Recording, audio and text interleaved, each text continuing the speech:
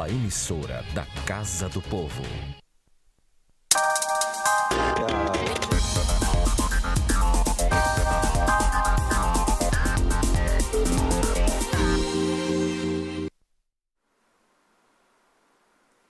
Senhoras e senhores, boa tarde. Nesse momento, daremos início à audiência pública com o objetivo de discutir sobre a conscientização da endometriose no município de Fortaleza.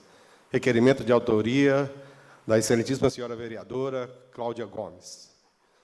E para presidir esta audiência pública, nós convidamos a autora do requerimento, a vereadora Cláudia Gomes.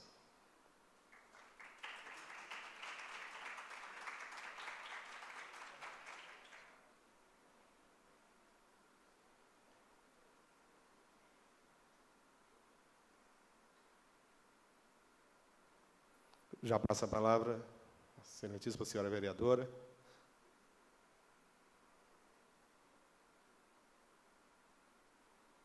Meu boa tarde a todos. É uma satisfação todos vocês estarem aqui presentes. Eu queria compor a mesa agora nesse momento, chamando o doutor Paulo Vasques, que é representante da Secretaria Municipal de Saúde do município de Fortaleza.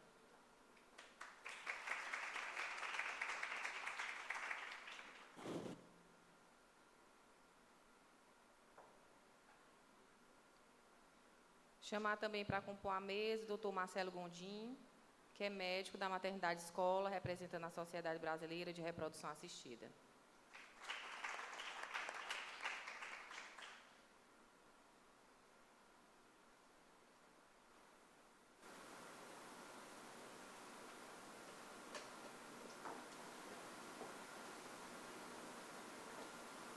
Chamar também para compor a mesa a doutora Carinha Azim, cirurgiã ginecologista.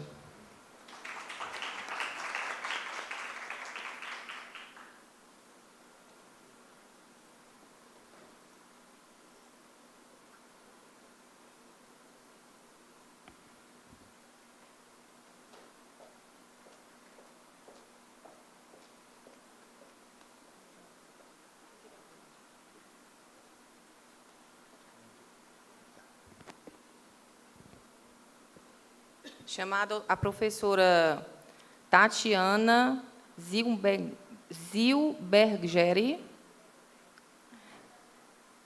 representando aqui o projeto Mulheres e Novelos da UFC.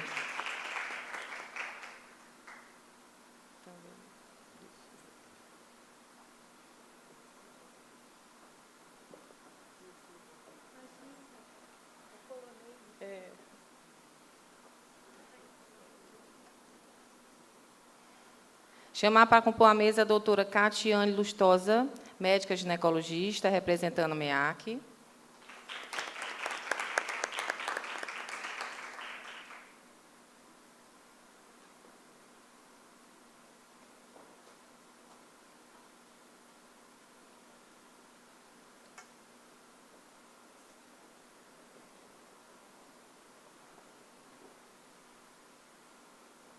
Chamar também a senhora Liana Herculano, presidente da Agampes, Grupo de Apoio às Mulheres com Endometriose.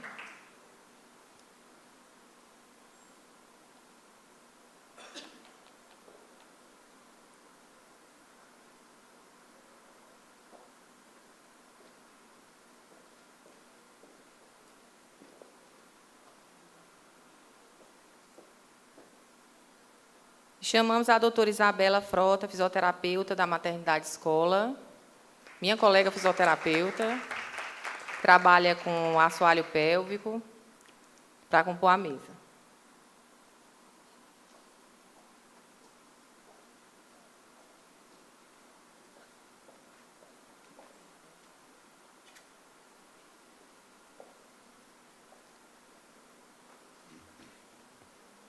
Queria saudar a todos os presentes e a todos que estão aqui na mesa.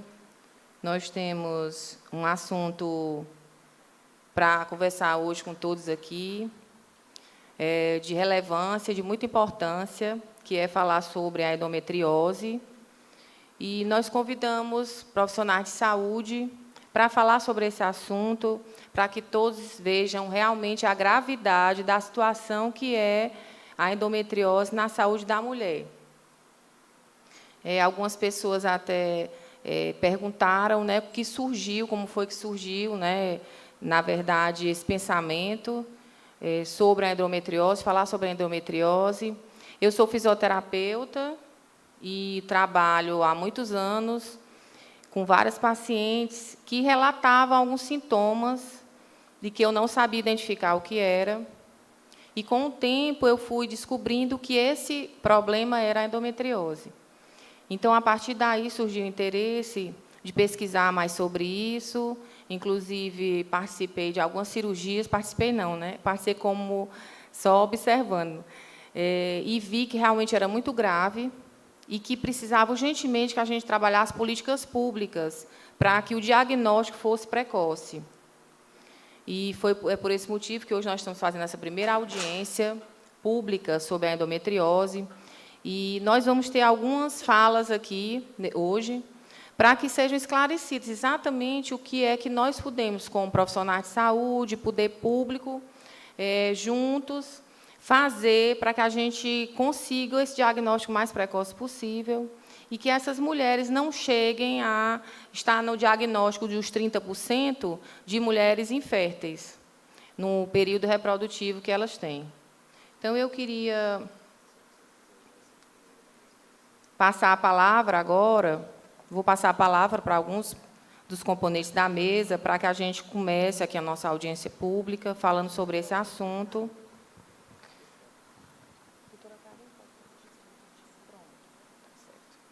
Então, eu queria passar a palavra para a doutora Catiane Lustosa, que é médica ginecologista, representando a MEAC aqui.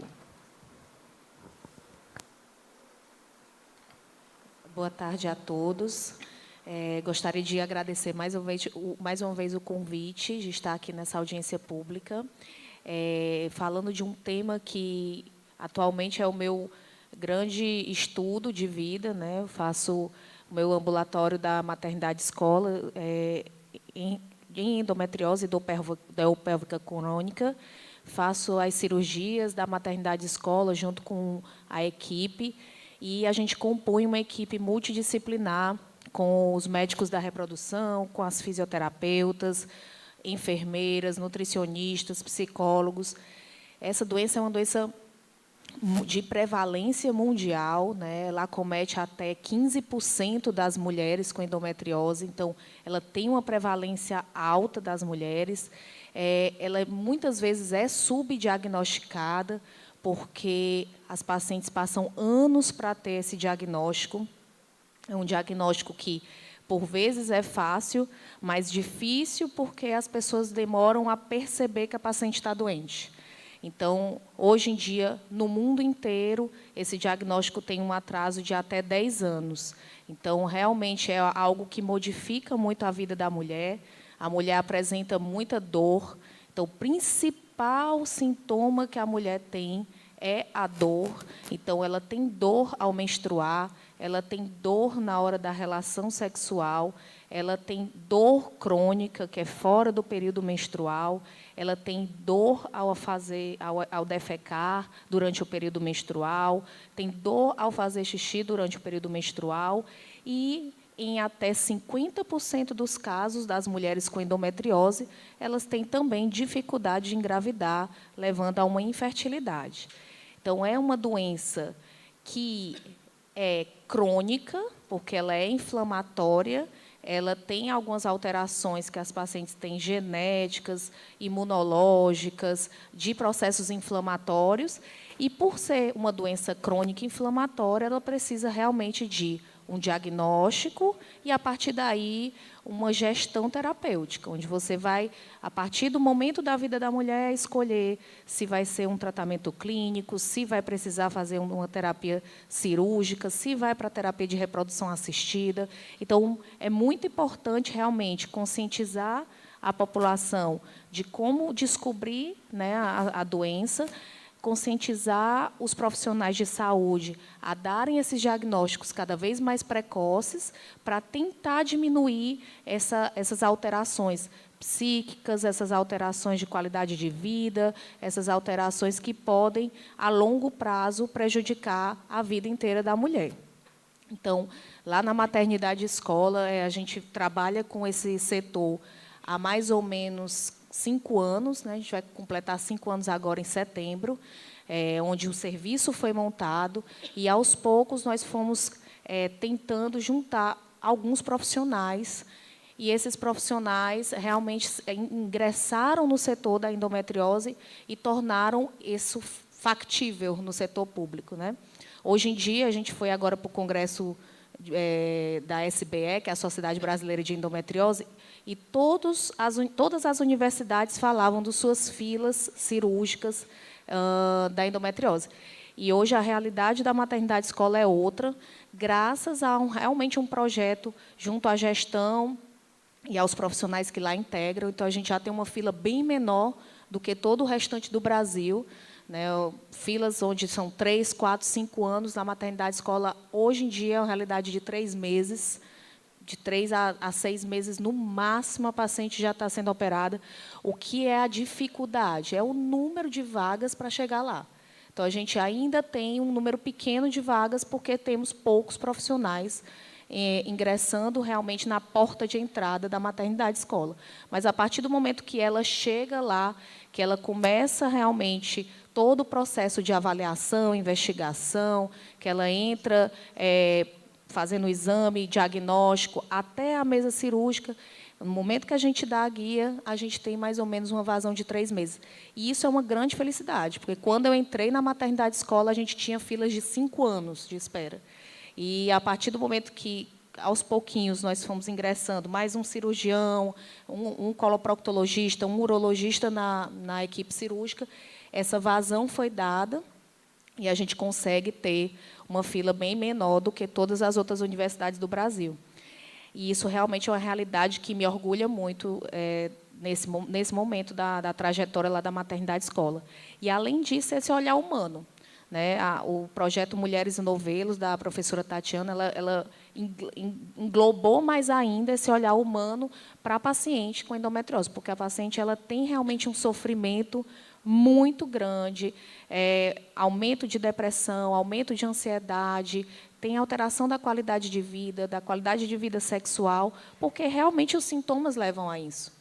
Então, o mais importante é conhecer esses sintomas que eu falei mais no início, o diagnóstico precoce e a conscientização da equipe multidisciplinar, da equipe de profissionais de saúde para esse diagnóstico e para, assim, orientar melhor as pacientes. Porque, às vezes, também elas chegam já tão assustadas de que tem essa doença, de que talvez vá fazer uma cirurgia que vá tirar algumas coisas assim essenciais dela, como o útero, como o intestino, e, muitas vezes, é falta mesmo de informação coerente.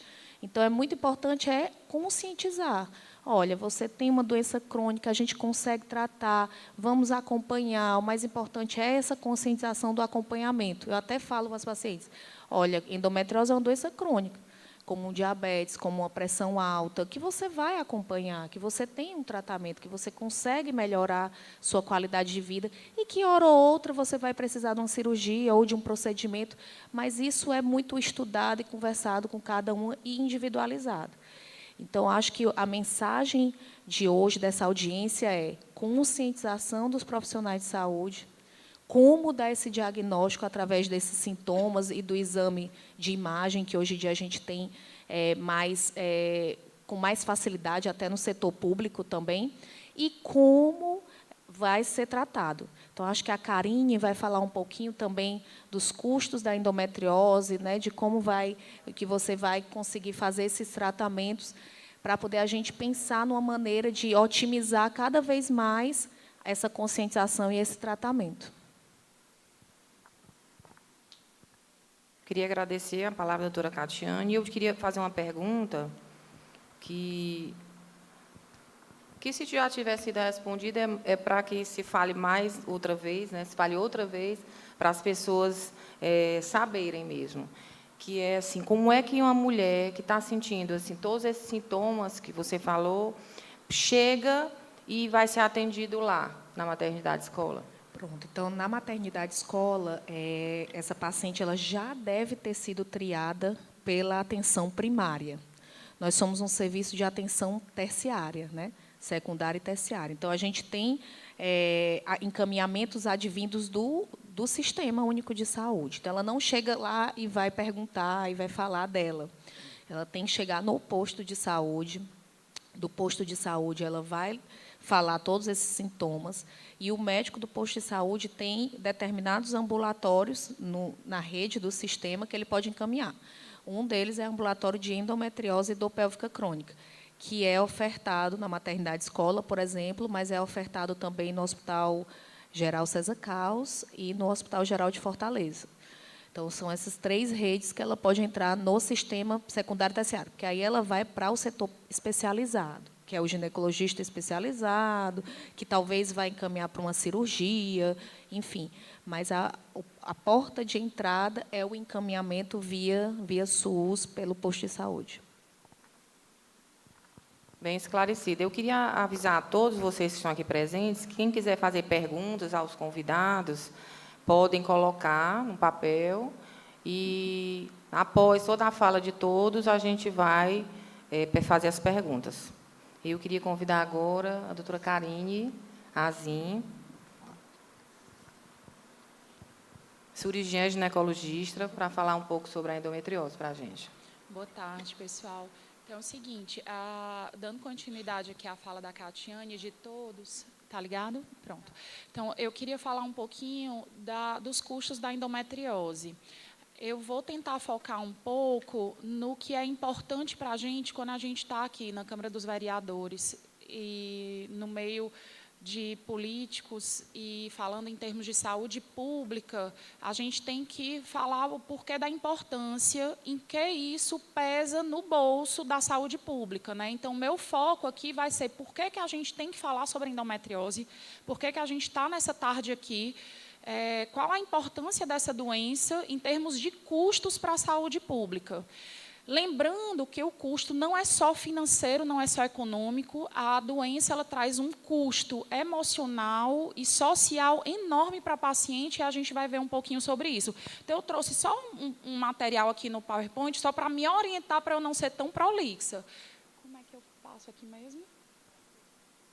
Então, assim, por que a gente precisa falar sobre isso, né? Então, é uma doença extremamente prevalente, afeta aproximadamente 15% da população feminina. Lembrando que a estimativa do IBGE de 2017, a população de Fortaleza, que a gente está falando, é quase 3 milhões de habitantes. Se a gente levar em consideração que a gente tem metade dessa população de 3 milhões é formado por mulheres, então 1,5 milhão da população de Fortaleza é formado por mulheres, e se a gente fizer uma conta básica que 15% desse 1,5 milhão tem endometriose, a gente está falando só em Fortaleza de aproximadamente 400 mil mulheres com a doença.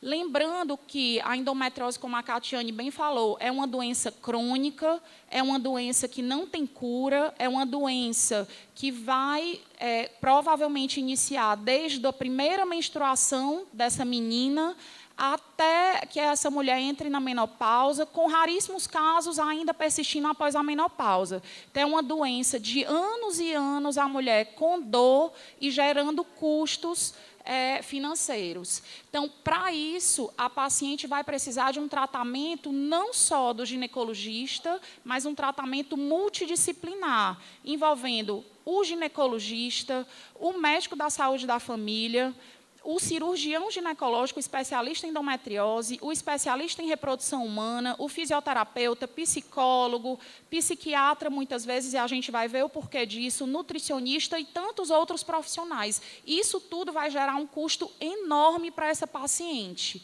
E o mais importante, a endometriose é uma doença que rouba sonhos.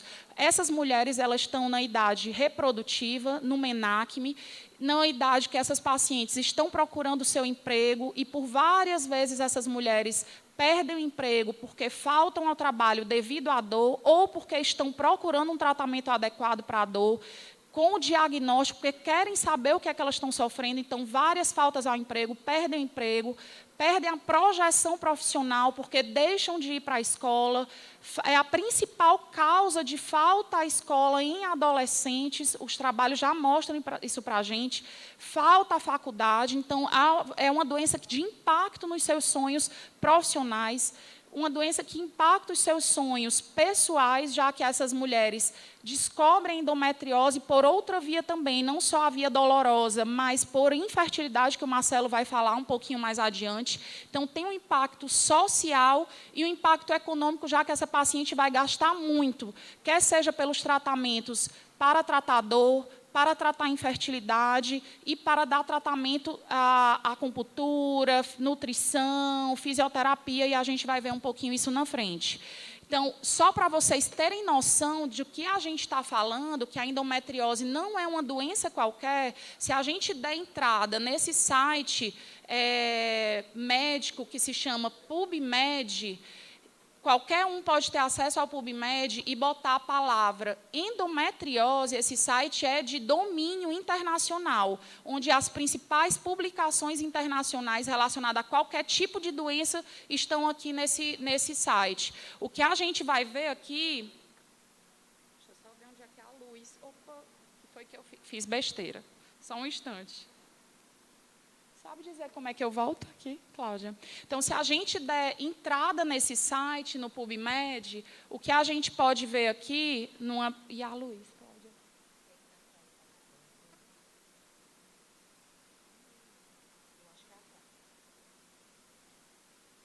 Atrás? É atrás. Ah, pronto. Pronto. Então, se a gente der entrada nesse site, colocando a palavra endometriose... Só sobre endometriose, a gente tem mais de 26 mil trabalhos publicados. E se eu for lançar a mão, isso aqui eu coloquei como a pesquisa de trabalhos publicados do dia 1º de maio a 21 de maio. A gente tem 77 trabalhos publicados só sobre o tema. Essa é a doença ginecológica e, quiçá, a doença que mais se publica, que mais se pesquisa. Então, a gente não está falando de uma doença qualquer, a gente não está falando de um assunto besta aqui na audiência. A gente está falando de uma doença de altíssimo impacto econômico e social. Então, isso dá, em média, quase 4 trabalhos por dia sendo publicados, sendo pesquisado, estudado sobre a doença. E quais são os custos da endometriose pelo mundo? Só para trazer para vocês terem noção do que a gente está falando.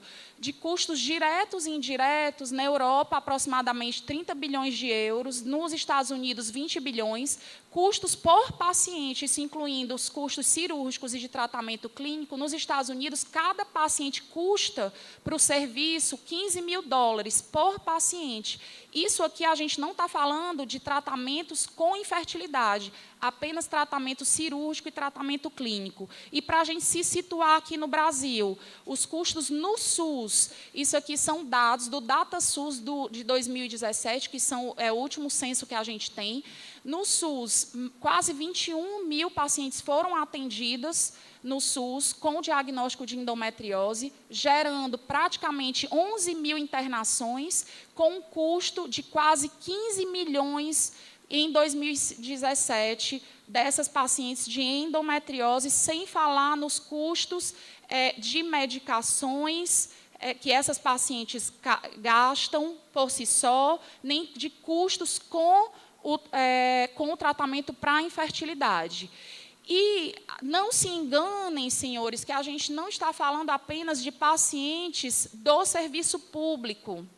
A gente também tem que falar aqui da causa das pacientes do serviço privado, das pacientes de plano de saúde. Não só porque a maioria, a gente falou de serviço público, já que 70% dos brasileiros não tem plano de saúde, mas porque falta cobertura no rol da ANS, ou seja, o setor, a agência que regula o que está coberto pelos planos, que é a Agência Nacional de Saúde Suplementar, entre aspas, ANS, não cobre a maioria dos procedimentos para endometriose, não cobre as cirurgias complexas para endometriose, não cobre os exames para diagnóstico de endometriose, como ressonância específica para endometriose, ultrassom transvaginal para mapeamento de endometriose, isso a gente está falando de plano de saúde.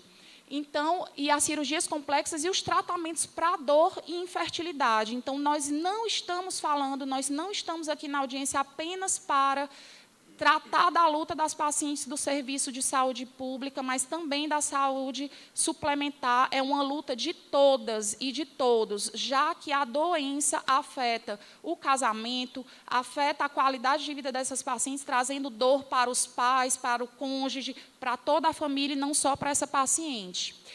E quando a gente fala, então, de custos, eu trouxe aqui de um site, de uma das grandes redes de farmácia aqui do nosso estado, só para vocês terem ideia do que a gente está falando. 2 medicações que a gente costuma usar para essas pacientes. Vejam só que o custo em promoção dessas medicações. Uma das medicações que a gente usa custa mais de R$2.000. A outra, que é de uso mensal, mais de R$100. Como uma paciente tem condições de arcar com esse custo? A gente está falando de uma doença, então, crônica, vitalícia, de aproximadamente 30 anos, no mínimo, de tratamento, e que vai gerar só de custo hormonal para ela mais de R$1.200 por mês de tratamento, fora os custos para dor e os outros custos envolvidos, que eu não coloquei aqui, mas só esses para exemplificar. Então, só que para mostrar o que é a doença, a Catiane já falou dos sintomas, mas só para falar, a doença, aqui é um útero, aqui a bexiga, então a doença ela causa umas lesões de vários tipos, mas só para exemplificar um tipo, umas lesões aqui na bexiga, que essas lesões vão causando sangramento, inflamação, mês a mês e gerando dor. E por que essa paciente dói? Por que ela sente tanta dor? Eu juro que eu estou terminando. Por que essa paciente sente tanta dor e por que essa paciente precisa de tanto tratamento? Por que essa paciente precisa de tantos outros especialistas? Então, vamos lembrar que aquela lesão que eu mostrei para vocês ali, pretinha, cor de pólvora, ela causa um processo inflamatório que vai destruir aqueles tecidos ao redor que são normais. Essa inflamação ela vai liberar substâncias que causam dor, isso tudo causando dor, então a paciente vai precisar de um tratamento para dor, de analgésico, ela vai gastar dinheiro com analgésico, vai precisar de outros tratamentos para dor, como a fisioterapeuta, a acupunturista, vai precisar fazer uma atividade física específica para dor, vai precisar, depois que for liberada para a fisioterapeuta, de um tratamento, de um exercício físico específico para dor.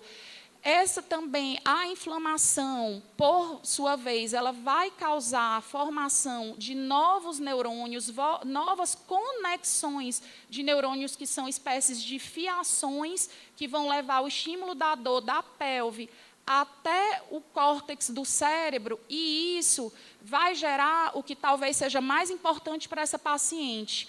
Vai causar uma hipertrofia no cérebro, uma sensibilização central, que é uma espécie de uma área da dor no cérebro, uma memória da dor no cérebro. E isso vai levar para a paciente uma desordem no comportamento e desordem psiquiátrica. Então, essa paciente vai ter mais depressão, mais ansiedade, transtornos na vida sexual. Então, imagina uma mulher jovem com depressão, ansiedade, transtorno na vida sexual, sem conseguir ter uma vida plena do ponto de vista socioeconômico, sem ter uma vida plena com o seu casamento, com o seu parceiro. Tudo isso gera custo, custo emocional e custo financeiro efetivamente. Por isso que a doença é tão cara. Mas lembrando, pessoal, que é o mais importante aqui, que isso vai depender basicamente do tempo. Se eu não der o diagnóstico precoce, se eu não tratar aqui no começo, desde a menacme, ou seja, desde a adolescência, quanto mais tempo eu tiver,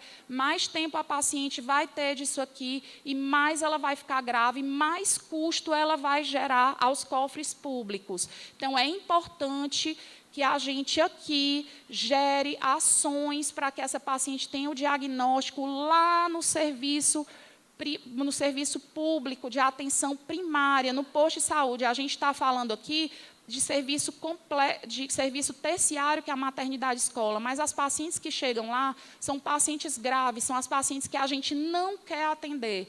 As pacientes que a gente quer atender são as pacientes lá do interior do estado, lá do bairro mais pobre de Fortaleza, que vai chegar no médico da saúde da família e ele tem que ter condições para dar um diagnóstico, já instituir um tratamento para que ela não tenha uma doença grave, não tenha a necessidade de chegar na maternidade escola. Então, o que eu quero é pegar uma lesão bem inicial e evitar que essa lesão inicial se torne isso aqui, que eu já não saiba o que é útero, o que é trompo, o que é ovário, o que é o intestino. É isso que a gente não quer. Então, para terminar, por que a gente precisa dessa audiência? Porque a gente precisa urgente de política pública para essas mulheres, para a gente diminuir a desinformação, mas não só da população, para que essas mulheres reconheçam o que elas estão sentindo e procurem um médico, mas para que a gente precise de diminuir a desinformação dos profissionais de saúde.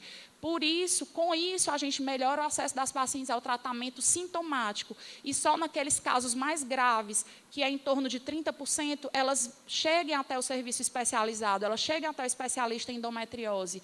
E com isso, a gente vai conseguir diminuir danos, a gente vai conseguir diminuir dor dessas pacientes, diminuir os casos de infertilidade e perda de órgãos, como o intestino, como o rim. Então, o que a gente quer aqui é sensibilizar vocês da importância e dos custos que a doença gera. Custos financeiros, mas custos emocionais, principalmente. Obrigada.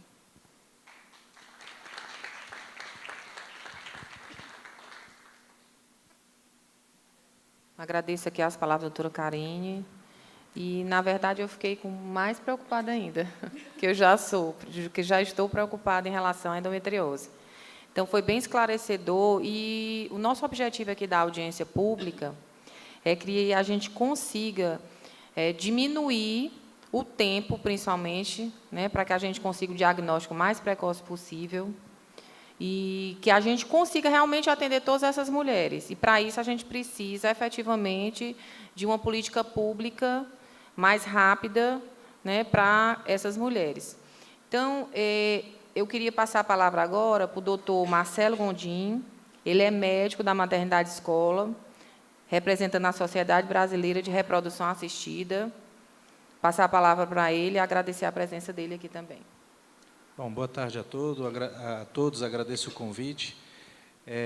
Então, a gente está diante, eu não vou me prolongar muito, acho que as meninas já foram bem sucintas em falar da doença, mas a endometriose realmente é uma doença extremamente complexa e, como a Karine mostrou, estudos, inclusive meu mestrado e doutorado foi em endometriose, né? Mas eu vou me ater agora à parte da infertilidade. A gente, como as meninas já falaram, a endometriose atinge cerca de 15% da população feminina. Se você associar queixas de dor pélvica crônica com infertilidade, cerca de 70% dessas mulheres podem ter endometriose. Quando você separa só as mulheres inférteis, cerca de 1/3 dessas mulheres podem ter endometriose. E eu fiquei, por um lado, com as palavras da Catiane, feliz por ela e até com uma certa inveja. Digo por quê? A área cirúrgica foi uma área que evoluiu muito, realmente, para, principalmente, o controle da dor na endometriose. Só que a gente sabe que, para a resolução da infertilidade, a gente vai precisar, na grande maioria dos casos, de técnicas de reprodução assistida. E, infelizmente, aqui no SUS, no Ceará, a gente não dispõe de nenhum serviço que consiga acolher essas mulheres. Eu sou médico da maternidade escola e sou professor da Universidade de Fortaleza. Eu faço ambulatório nesses 2 locais de infertilidade e, infelizmente, toda semana eu dou 5, 8 altas de paciente com endometriose, com diagnóstico de infertilidade e que não há nada que eu possa fazer por elas. Porque a endometriose, como as meninas já falaram, é uma doença que vai causar uma distorção anatômica, uma diminuição dessa qualidade desses óvulos dessas mulheres, uma aceleração desse processo de envelhecimento oocitário. Então, é uma doença que ela não tem pena da mulher. Ela vem, e na infertilidade, realmente, é muito complicado, porque a gente precisa de técnicas e, infelizmente, eu tenho que dar alta e aí eu vejo pacientes aos prantos na minha frente sem nada que eu possa fazer. Porque em nenhum serviço público existe esse tipo de serviço aqui no Ceará. Eu fiz minha formação em um outro estado, no interior de São Paulo, e lá você tem pelo SUS, e a gente fazia em média na Universidade de São Paulo 200 casos de fertilização in vitro por mês pelo SUS. Então, a gente, quando você vê um SUS que funciona e um SUS que não funciona, isso é extremamente desgastante. Então, quando você vê que em uma parte do Brasil o SUS resolve o problema, em outra parte o SUS não resolve o problema, o que está acontecendo? Por que a gente não consegue? Por que aquela mulher que nasceu lá no interior de São Paulo tem esse direito de, pelo menos, tentar? A gente sabe que as técnicas de reprodução assistida têm o seu limite, até o limite da própria raça humana. A gente nunca vai conseguir chegar a 80%, 90%, 100% de taxa de gravidez. Mas essa paciente tem que ter, pelo menos, o direito de tentar. E aí a gente esbarra em toda essa burocracia, em todos os custos de um procedimento de reprodução assistida, que, infelizmente, são muito caros, porque os insumos, na maior parte deles, são importados. Então, uma simples catéter de transferência de embrião vem da França, porque não há um similar no Brasil. E aí os custos se tornam realmente extremamente elevados e, infelizmente, a gente não consegue ofertar esse tipo de tratamento para essas pacientes. Então, eu vou ser mais breve, eu só queria reforçar que eu acho que a gente tem que lutar para esse tratamento multidisciplinar e, em especial, para as pacientes com quadro de infertilidade associada à endometriose, porque essas pacientes não estão tendo o direito de sequer tentar. E isso é desumano. Isso é desumano para o profissional que tem que dar essa notícia. Olha, você tem um problema de infertilidade, a sua indicação é recorrer às técnicas de fertilização in vitro, mas é caro e, infelizmente, você não tem condição de fazer. Por mais que a gente tente, nas clínicas privadas, eu trabalho em uma clínica privada, tentar fazer protocolos mais acessíveis, mas, mesmo assim, é proibitivo, e, principalmente, hoje, com essa crise nacional que a gente vive, é realmente extremamente proibitivo para a grande maioria das mulheres recorrer a essas técnicas de reprodução assistida. Então, nosso apelo, enquanto representante da Sociedade Brasileira de Reprodução Assistida, é que as políticas públicas visem também esse nicho de mulheres, né, esse nicho de especialidade, para que a gente consiga realizar esses sonhos. E lembrando aqui, e minhas colegas vão corroborar comigo, é que a gravidez ainda é um dos melhores tratamentos para a endometriose. Muito obrigado.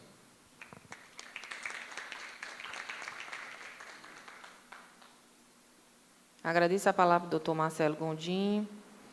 E nós estamos aqui com alguns projetos em andamento aqui na Câmara Municipal de Fortaleza, que nós vamos precisar muito da ajuda de vocês para que a gente dê prosseguimento a esse projeto, para saber exatamente se esse projeto é o adequado, né, e a necessidade hoje da saúde pública aqui na nossa cidade. E nós conseguimos aprovar aqui uma lei, em 2018, que é a Lei 10.831, que ela institui o dia 13 de março como o Dia Municipal de Conscientização da Endometriose, que é o primeiro passo, né, conscientizar que a endometriose é uma doença grave, que tem que ser tratada urgentemente, mas, para isso, ela tem que ter um diagnóstico urgente também e precoce, né? Mas a mulher que está sentindo, ela que está sentindo, é a primeira pessoa que pode dizer que não está tudo bem, né? E aí procurar um profissional, e esse profissional saber diagnosticar essa doença tão séria, para que a gente não chegue nesses dados que a doutora Karine falou, o doutor Paulo falou, também a doutora Catiane falou, que são dados muito sérios. Inclusive, a doutora Karine falou no dado que só em Fortaleza, em torno de 400 mil mulheres poderia estar, a estimativa, né, de acordo com o percentual das pesquisas, está com endometriose. E você imagina que 30% dessas mulheres, se não for descoberto rapidamente o diagnóstico, vai ficar infértil. Não é isso? Então, Se você pensar em 30%, a gente, é um dado muito grave, muito sério. E é como o doutor Marcelo falou, que é muito triste o médico dar uma notícia a uma mulher, numa idade jovem ainda, às vezes com 35 anos, que ela está infértil e nada pode ser feito. E que, para isso, basta um diagnóstico precoce, que existe um tratamento. É uma doença crônica, mas que existe um tratamento, né? Então, eu vou passar agora a palavra para a doutora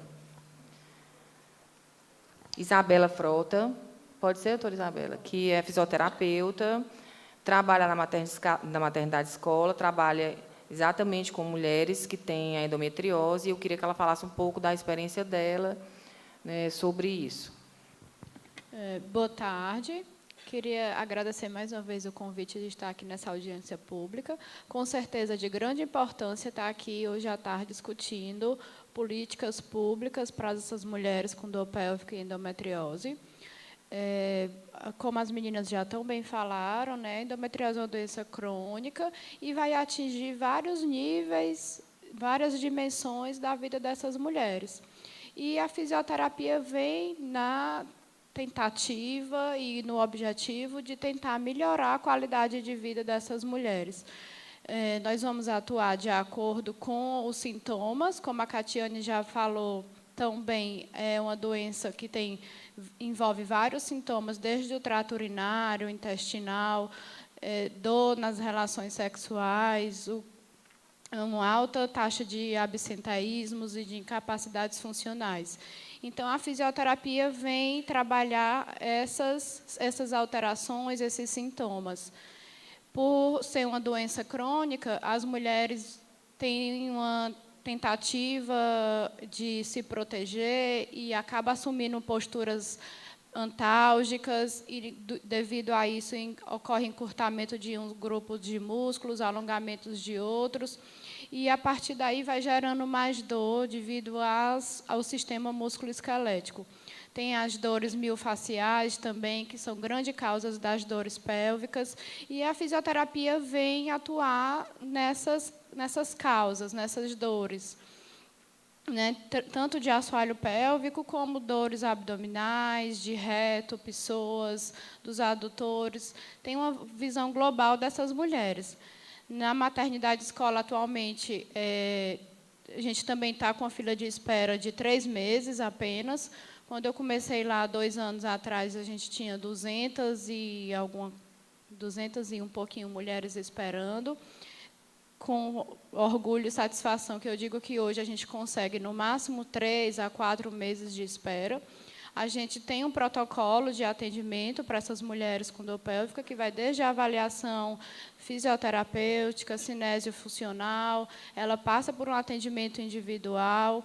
A partir daí, a gente encaminha ela para um grupo de cinesioterapia pélvica para a mulher com dor pélvica, porque foi uma tentativa da gente desmamar também essa mulher desse atendimento fisioterapêutico, porque, por ser uma dor crônica, ela não vai ter alta tão cedo. E a gente precisa dar rotatividade ao atendimento, a gente precisa atender mais mulheres e melhorar a qualidade de vida de outras mulheres também. Então, pensou-se na proposta desse atendimento em grupo, que está sendo maravilhoso. As pacientes, na maioria das vezes, chegam com dor e já saem sem dor, melhora a autoestima delas, porque elas conseguem perceber que outras mulheres também têm dores parecidas, tem os mesmos problemas, que a família muitas vezes não acredita naquela dor dela. E, depois do grupo da dor pélvica, a gente reavalia com os questionários de qualidade de vida, mostra para ela os benefícios, onde ela melhorou, onde ela pode melhorar. São exercícios pensados de acordo com a literatura existente e que ela pode desenvolver em casa. E, a partir daí, elas estão depois encaminhadas para o educador físico, que agora a gente tem lá na maternidade escola também, para ela não perder o segmento. Então, muito importante essa discussão. Espero que a gente consiga pensar em mais políticas, em como conscientizar realmente essas mulheres que dor pélvica não é normal, que sentir dor não é normal, desde o atendimento primário, né, para, como a Karine falou, ela não precisar chegar na maternidade escola e já tão grave, já tão comprometida funcionalmente.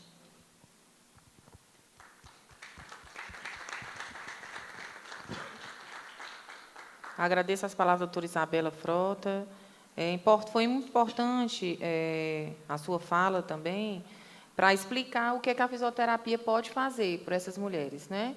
E também para a pessoa entender, porque nós estamos falando aqui assim, de coisas muito sérias, muito graves, e de sintomas que são muito dolorosos, e que a gente fala que é doença crônica, né, e que afeta muitas mulheres. E isso dá uma certa, assim, pode dar uma certa impressão de e agora o que faremos, né? Mas é exatamente para isso que a gente está aqui nessa audiência pública. É para o esclarecimento e a conscientização, que é uma doença, que é crônica, mas existe uma forma de se tratar e da pessoa ter uma qualidade de vida.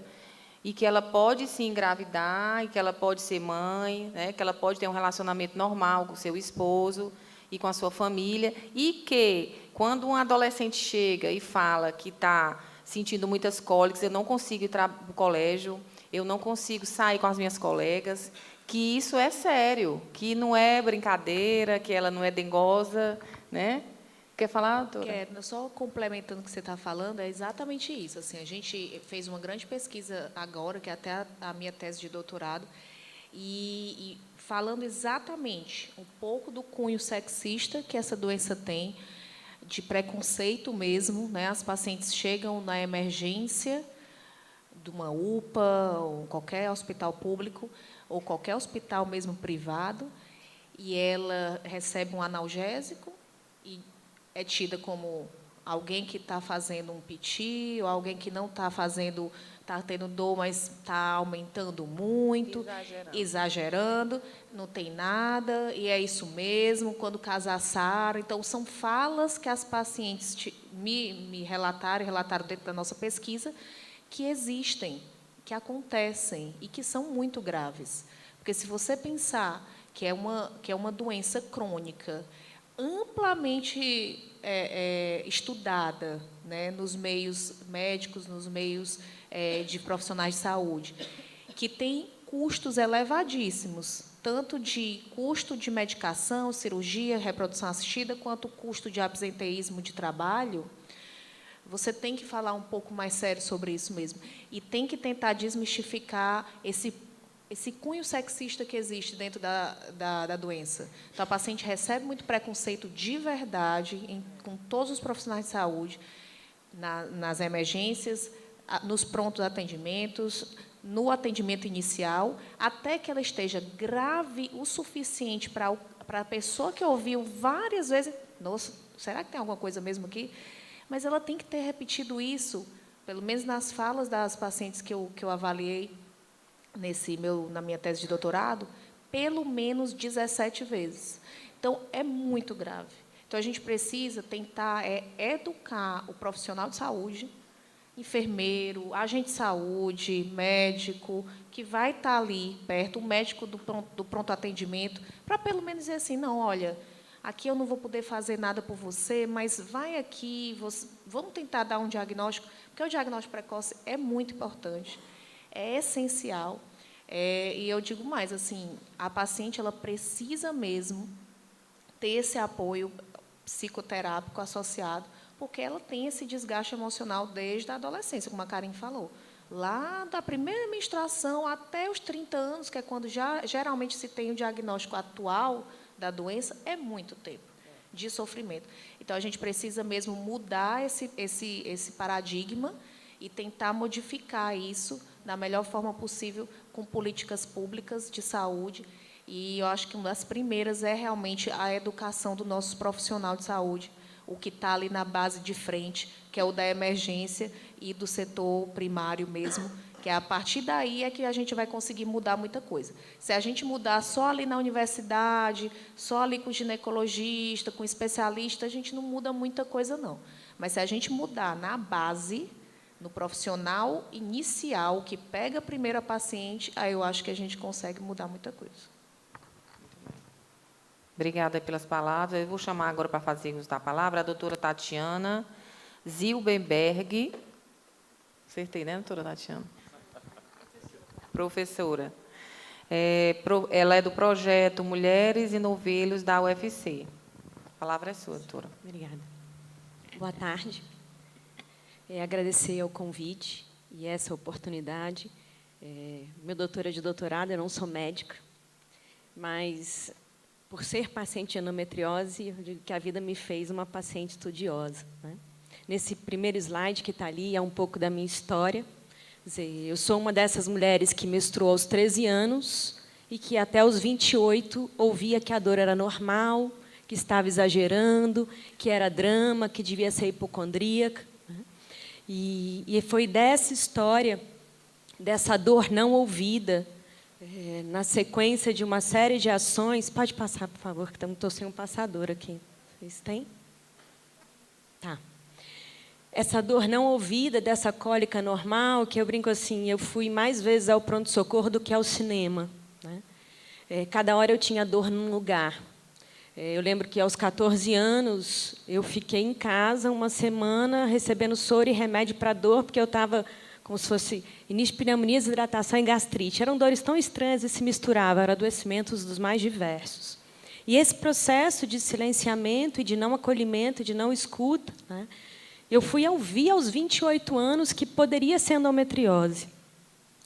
Desses 28 aos 35, quando eu fui operar pela primeira vez, foram mais outras sequências de barberagens e exames. Eu brinco que eu fiz mais de 25 ultrassons transvaginais até um primeiro protocolo, como foi explicado pela equipe médica da MEAC, pela doutora Catiane, também pela Carinezinha e Marcela, assim, que, de repente, alguém fala, não, precisa ter um laxante antes, a gente não pode ter nenhum resíduo no intestino, a gente vai usar o mesmo aparelho, mas é uma outra maneira de olhar para o teu corpo e de entender esses sinais de aderência, né? E aí, nesse processo, depois da primeira cirurgia, ainda com dor, eu fazia acupuntura, eu tinha uma série de coisas por ser professora universitária, eu já tinha um doutorado na época, né? Entendia sobre o meu corpo, mas não conseguia encontrar respostas, porque eu não tinha respostas na medicina ao meu redor para isso. E aí, nesse processo, para se deparar, foi um momento que o médico olhou para mim, né? Eu era uma mulher com mais de 30 anos, falei, na época eu não estava nem namorando, no consultório sozinho, e ele me disse assim, olha, você vai viver com dor para o resto da vida, e a sua chance de engravidar é 1%. Eu fui embora, destroçada, né, tendo que lidar com aqueles sentimentos diversos. Aí eu brinco que eu entrei no banheiro da universidade, falei, eu preciso lavar o rosto para dar aula. Saí do banheiro, olhei no espelho e falei, não vou, não. Eu não vou. Eu tenho o mínimo de conhecimento de anatomia, de fisiologia, eu estudei várias coisas sobre o meu corpo, né? Minha formação é em educação física na Unicamp, mas uma transição entre a área de humanas e biológicas. Então, eu sabia que a dor poderia ter relações emocionais, mas a dor que eu sentia não era desse lugar. Eu sabia que órgãos doíam, eu sabia que órgãos estavam com temperatura alterada, né? E aí foi nesse processo, dessa frase, que eu entrei num banco de, né, como a doutora Karine mostrou, num banco de artigos, identifiquei alguns artigos relacionados a resíduos petroquímicos, alimentação, imunidade, né? E eu falei, eu preciso achar uma resposta para não ter dor. E aí eu vou, aos poucos, entender como eu vou construir a minha maternidade. Desse processo, né, eu fui percebendo que era necessário entender sobre a doença. E esses números assustam, esses dados assustam, a infertilidade apavora. Apavora de maneira que, às vezes, a gente escuta uma mulher que diz assim, quando eu fui no médico, independente da instância pública ou privada, e ele disse que podia ser endometriose, e eu olhei na internet e vi que podia ficar infértil, eu não voltei. E aí é esse grupo de mulheres que não só está em atendimento, que está se automedicando, porque os remédios são vendidos sem nenhuma orientação específica, né? Então, a gente tem uma série de consequências num diagnóstico tardio e na falta de um acompanhamento específico para essa complexidade que está posta, né? E aí, como é que eu poderia, então, entender isso, alertando sem assustar? Eu fui escrevendo um diário do meu processo de dor e adoecimento e de busca. E, desse processo, no meio desse caminho, né, eu fiz uma segunda cirurgia de endometriose, que foi melhor do que a primeira. A primeira precisou ser de emergência. Quer dizer, eu cheguei no pronto-socorro e falei para o médico, olha, eu tenho uma suspeita de endometriose, eu estou com uma febre de calafrio, eu estou com uma diarreia estranha, eu preciso de alguma orientação, eu estou preocupada. Ele falou, não, eu não sou residente para você me explicar. Volte para casa, você está com diarreia. E aí eu liguei para uma amiga que era médica e fiz a mesma descrição dos sintomas. Eu não reagi à medicação dentro de 30 minutos, a minha dor está nessa proporção. Ela disse, ó, seu cisto hemorrágico rompeu, a cirurgia aberta, como uma cesárea, não coma, não bebe água. Eu sentei no computador, descrevi o meu quadro, os locais que eu tinha aderência, o médico que tinha os meus exames e que ninguém estava autorizado a me abrir até que ele fosse localizado, mesmo que eu desmaiasse. Então, do que a gente está falando? Né? Que doença é essa? Que, independente se a gente está no setor público ou privado, né, se você está falando de mulheres instruídas ou não, você passa por uma série de trajetórias, né, assustadoras. E aí a gente via, a Liana vai falar também, assim, dentro dessa trajetória, a gente viu que quando a gente contava as nossas histórias para falar, precisa ter diagnóstico precoce, a gente precisa chegar antes, a gente também assustava. Né? E aí, nesse processo, tem sido um aprendizado muito profundo de como a gente vai conscientizar sem assustar. Né? Como é que a gente alerta desses números? Porque eu sou uma em 400 mil, né? Só nesse estado. A gente está falando de 180 milhões de mulheres no Brasil, e de todas as idades. E aí, de repente, esse processo gerou, né, eu engravidei e perdi. Então, eu falo, esse luto da vida que morre dentro do corpo e que ninguém acolhe também, é uma outra coisa associada. Às vezes a gente fala do aborto quando o filho já nasceu, mas a gente não fala da morte dentro do corpo. E nesse processo de lidar com o luto, de entender a endometriose, eu, por impulso de amigos que eu fui aprendendo muito com mulheres, né, muito com uma rede multiprofissional. Na época, a primeira experiência que eu tinha mais próxima foi nutricionista, depois entrou a fisioterapia, a acupuntura, e eu já fazia processos terapêuticos.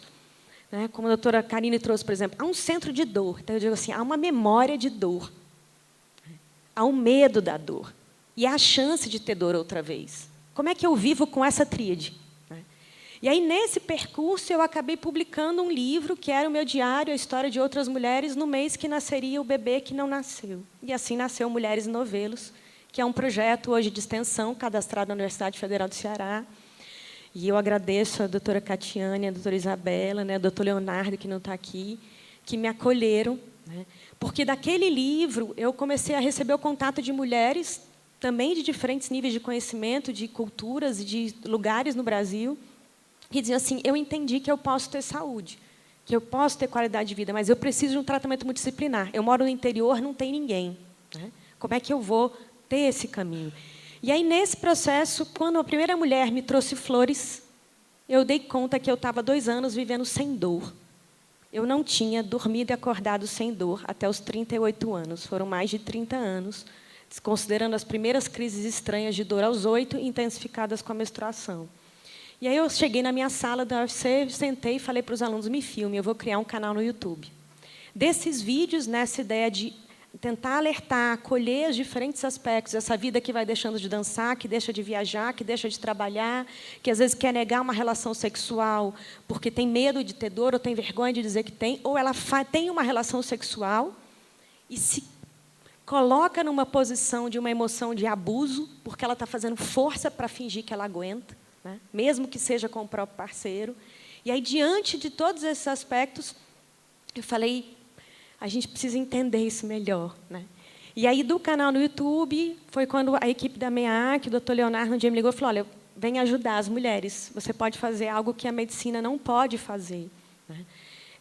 E aí eu cheguei no corredor, né? Ali tem uma foto do corredor, que essas mulheres têm a consulta uma vez na semana. Né? A doutora Catiane pontuou, apesar dessa fila estar andando, são 4 meses, mas se considerar o mínimo 7 anos e as 17 vezes que não foram ouvidas. Né? E elas chegam nesse lugar com todas as dúvidas, todas as angústias, para trás e para frente. Né? Dessa história, como o doutor Marcelo falou, e com um grande fantasma, que é a infertilidade. E aí a gente convida para conversar. Por que novelos? Porque o diagnóstico tardio embaralha o corpo por dentro e emaranha o corpo por fora. E aí, nessa complexidade, a gente não vai conseguir resolver tudo de uma única vez. E aí, nesse convite de um fio por vez, que a gente passou a fazer rodas de conversa, a gente passou a oferecer oficina de consciência corporal no Instituto de Educação Física, né? E a gente passou a fazer um espetáculo, que foi, a gente fez uma edição já na Endomarcha, e eu subi aos palcos para dançar, depois de passar alguns anos sem conseguir pisar no chão. Né? Então, é nesse caminho O projeto é essa parceria como extensão, tem a Bolsa da Pró-Reitoria de Assuntos Estudantis, Bolsa da Secult-Arte, para essa interface toda que a gente está fazendo, de tirar essa voz de dor do corredor, de tirar essa história silenciada, para que, como já foi destacado, mais profissionais de saúde, em qualquer setor, em qualquer lugar desse Brasil e do mundo, escute essa dor, escute essa mulher. E, a partir disso, nessa inserção, e é o 3º ano que a gente está fazendo essa escuta no hospital, a gente viu que estava chegando tarde, e a gente começou a mapear as estudantes, e a gente já conseguiu o diagnóstico precoce das estudantes.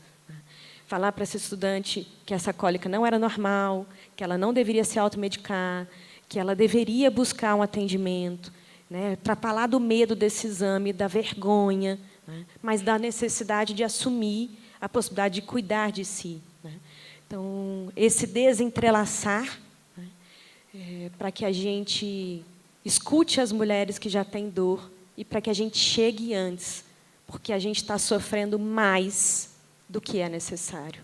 Então, um momento como esse da audiência, um dia de endometriose, várias vozes para falando sobre isso, diferentes áreas de saúde e mulheres que entenderam que é possível ter qualidade de vida. É uma jornada de escolha diária, o que eu não como, até onde eu faço, como eu me sinto, como é que eu reconheço que meu corpo está assustado outra vez. E o convite do espetáculo, o nome dele, eu acho que para mim tem sido uma metáfora muito forte, que é a história de um fio por vez.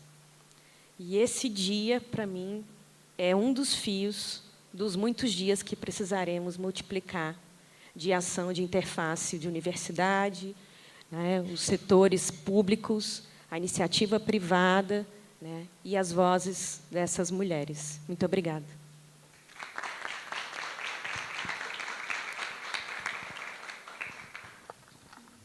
Agradeço as palavras da professora Tatiana, e uma palavra que me chocou muito, e eu acho que é fundamental, quando você falou que o que vamos fazer para a gente esclarecer essa mulher sem gerar o medo a essa mulher, não é? Porque são tantas coisas que a gente sabe que causa, que aí quando você chega para uma mulher jovem e diz que ela tem uma doença crônica e que essa doença gera muitas mudanças no corpo dela e que gera muita dor, e aí fica muito, dá um medo muito grande.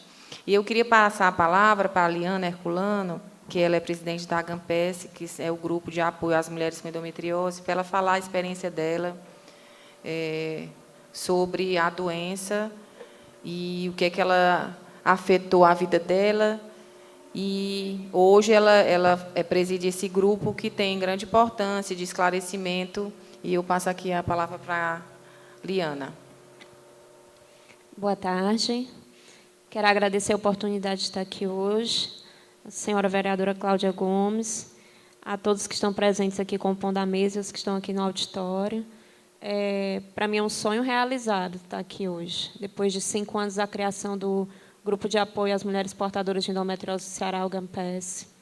Eu sou portadora de endometriose, tenho o meu diagnóstico desde 2010, E, assim como a professora Tatiana, eu me identifico muito com o depoimento da Tatiana. Menstruei aos 13 anos de idade e, desde os 14, sempre sofria muito de cólica. Só que, na nossa cultura, está enraizado de que a mulher nasceu para sentir dor, que a cólica é algo normal. Os conselhos que nós escutamos das mulheres mais velhas é: minha filha, se acostume, porque isso vai ser a vida inteira, quando casar passa, que não passa. E somente aos 28 anos de idade, depois que as cólicas já tinham se agravado muito, ao ponto de se tornarem incapacitantes, me impedindo de trabalhar, de estudar, uma amiga um dia me ligou, me pedindo oração, porque queria fazer uma cirurgia de endometriose. Eu perguntei a ela o que era endometriose. Eu nunca tinha ouvido falar dessa doença, apesar dela morar dentro de mim já há tanto tempo. E, quando ela contou todos os sintomas, tudo o que ela tinha passado, eu me identifiquei com aquele relato dela e fui em busca de um ginecologista. foi quando veio o primeiro possível diagnóstico de endometriose, através de uma transvaginal, onde apontou que tinha no fundo de saco e no ovário esquerdo. Ele disse que, a priori, seria melhor tratar por 6 meses com anticoncepcional, porque o único exame que realmente daria certeza de um diagnóstico seria uma videolaparoscopia, que era uma cirurgia, ele não queria me submeter a isso naquele momento. Só que o anticoncepcional que ele me passou não foi o suficiente. 4 meses depois, eu passei por um dos piores episódios da minha vida, onde eu tive um cisto hemorrágico que torceu, rompeu, eu tive um sangramento interno, tive que ir às pressas para a emergência do hospital. Lá no hospital, meu diagnóstico foi confundido com apendicite. Eu fui aberta por uma médica gastro, né, que durante a cirurgia foi que ela viu que meu problema não era apendicite, e sim que ela viu que tinha um cisto rompido, onde ela fez rapidamente uma lavagem abdominal para tirar aquele sangue que tinha sido derramado, né, removeu o cisto que estava ali naquele ovário e mandou para a biópsia. Quando eu tornei da anestesia, ela veio me contar o que tinha acontecido e disse que tinha visto um outro cisto no outro ovário, mas que não tinha mexido porque não era a especialidade dela. E me aconselhou a voltar ao meu ginecologista. E até aquele momento ali, tinha sido um drama muito grande, né? Porque quando eu tive o meu diagnóstico, o médico olhou para mim e disse assim: você tem namorado? Eu disse: tenho. Tente engravidar o mais rápido que você puder. Aí eu disse: doutor, mas não é assim, eu só tenho 3 meses que estou namorando. Naquela época, eu tinha acabado de me formar como comissária de bordo, estava indo fazer a prova da ANAC, que eu não fiz a prova da ANAC porque eu estava internada no hospital por causa dessa cirurgia de emergência, né? Perdi minha prova por causa disso. Então, eu disse assim: doutor, mas não tem cura, o que é que pode ser feito? Ele: não existe cura, só existe tratamento, trate de engravidar logo, aproveite que você ainda está com 28 anos, porque depois dos 30 a coisa vai só piorar. E eu saí muito impactada daquele consultório. Saí chorando, né? E liguei para o meu namorado na época, disse que eu precisava ter uma conversa muito séria com ele, porque ele também tinha um sonho de ser pai, assim como eu sempre sonhei a vida inteira em ser mãe, né? E fui já disposta a terminar até o namoro. Eu disse: eu não vou atrapalhar a vida dele, eu não sei nem se eu vou poder engravidar um dia depois do que o médico me falou, né? Então, muitas coisas aconteceram, e, diante de tanto sofrimento, um dia, numa conversa com a minha prima, nós decidimos criar um grupo de apoio. Nós tínhamos procurado por grupos de apoio em Fortaleza, nós não encontramos nenhum. Então, a gente decidiu começar esse trabalho com o GAMPES, onde a gente faria rodas de conversa e escuta acolhedora com finalidade terapêutica, para que essas mulheres saibam que elas não estão sozinhas, porque a gente se sente muito só nesse processo de dor, de falta de informação, e muitas vezes você está diante até de um profissional da saúde e ele não sabe te passar a informação de forma mais humana, tudo é muito técnico, tudo é muito frio e muito objetivo, né? Não se leva em conta que ali, diante dele, tem uma mulher que tem sonhos, tem projetos. Isso machuca muito, isso interfere também no tratamento da endometriose. Então, nós criamos esse grupo para que haja uma ajuda na reestruturação da vida dessa mulher, tanto dela como mãe dentro de casa, como esposa, como na sociedade, como profissional. Eu também perdi o meu emprego por causa da endometriose, porque eu perdi qualidade de vida. Depois dessa cirurgia de emergência que eu fiz, eu tive que fazer outra, porque cerca de 5 anos depois, a endometriose progrediu, se agravou, chegou no estágio mais severo, né, onde eu tinha endometriose nos 2 ovários, trompas obstruídas, fundo de saco, intestino, vagina, peritônio, correndo o risco de perder os 2 ovários sem nunca ter engravidado, com fortes dores, com disfunção no trato urinário e intestinal. Quando eu menstruava, eu tinha diarreia no 2º dia de menstruação. Quando não, corria para o pronto-socorro com sintomas de infecção urinária sem ter nenhuma bactéria. E, às vezes, o médico olhava para mim e disse assim: eu acho que ela está querendo atestado para não trabalhar. Só que tudo isso machuca, porque é real. Por mais que certos exames não acusem o que realmente está acontecendo ali, tudo aquilo é real e tudo aquilo machuca. Então, nosso grupo ele tem esse trabalho de fazer essa reestruturação psicoemocional, né? Eu sou pedagoga e eu acredito que nós temos muitos amigos médicos que voluntariamente se associaram ao nosso grupo para nos ajudar com a parte de nutrição, de esclarecimento na ginecologia e em outros aspectos também. E nós somos muito gratos a esses profissionais. Estamos precisando também de ajuda de psicólogos, como já foi falado aqui pelos médicos. É uma doença que mexe muito com o psicológico, mexeu muito com o meu, fiquei muito abalada psicologicamente pelo fato de não conseguir realizar o sonho da maternidade por muito tempo, né? Esse processo de espera, ele muitas vezes é traumatizante, ele é cansativo, ele desgasta muito a mulher, né? Eu digo que, graças a Deus, depois dessa última cirurgia que eu fiz, onde eu perdi uma parte da vagina, do peritônio, 8 centímetros de intestino, eu consegui um milagre, eu consegui engravidar. Hoje eu tenho um filho que vai fazer 3 anos no próximo mês, mas eu tenho muitas mulheres comigo nessa caminhada dentro do grupo que ainda estão esperando por esse milagre. E, assim, não tenho como não me emocionar, porque a gente se encontra no relato uma das outras, a gente se identifica, e eu digo que hoje eu sou uma mulher mais forte, graças ao meu grupo de apoio, porque não só sou eu que faço bem a elas, elas me fazem muito bem. A gente se apoia, a gente se fortalece. E eu só tenho a agradecer por essa oportunidade aqui a cada um de vocês de poder ser ouvida, né? E lembrar também que a Endomarcha, que é a Marcha Mundial de Conscientização da Endometriose, ela tem esse papel também. Ela acontece em mais de 70 países no mundo, né?